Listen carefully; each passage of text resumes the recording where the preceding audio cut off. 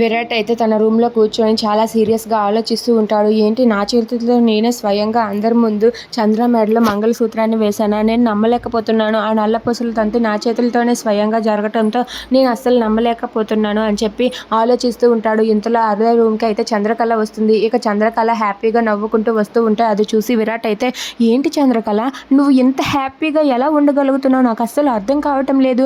నీకు అసలు మనస్సాక్షి అనేదే లేదా? నువ్వు అసలు ఏ మాటలకి కూడా ఫీల్ అవ్వవా అని చెప్పి అంటూ ఉంటాడు. అది వినగానే అక్కడ ఉన్న చంద్రకళ అయితే, బావా, ఆడదానికి మొదటి మొదటి ఆనందం ఏంటో తెలుసా? ఈ మంగళసూత్రం. ఆ మంగళసూత్రం ఎన్నాళ్ళు నాకు భారంగా ఉండేది, కానీ ఇప్పుడు నువ్వే నీ చేతులతో స్వయంగా అందరి ముందు నా మెడలో వేసేసరికి నాకు కొండంత ధైర్యం వచ్చేసింది బావా. ఆ దేవుడు నాకు ఇంత వరాన్ని ప్రసాదించాడు. అందుకే నేను ఎప్పుడూ కూడా ఇలా సంతోషంగానే ఉంటాను బావా. మనం ఎప్పుడూ కూడా సంతోషంగా ఉంటే మనకు అన్నీ అనుకూలంగానే జరుగుతాయి బావా అని చెప్పి అంటూ ఉంటుంది.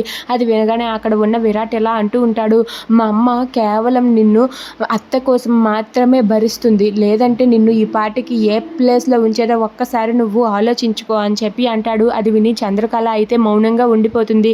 ఇక విరాట్ ఇలా అంటూ ఉంటాడు, మా అమ్మ నిన్ను భరిస్తుందంటే దానికి కారణం ఏంటో తెలుసా?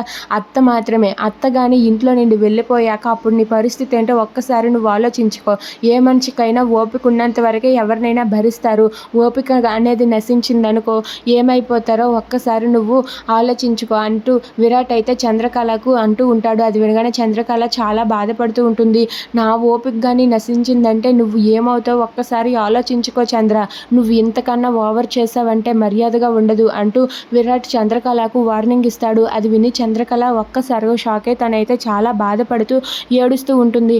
ఇక విరాట్ అయితే చంద్రకళకు సీరియస్గా వార్నింగ్ ఇవ్వటంతో చంద్రకళ బాధపడుతూ ఉంటుంది. If you like this video, please like, share and subscribe friends. Thanks for watching.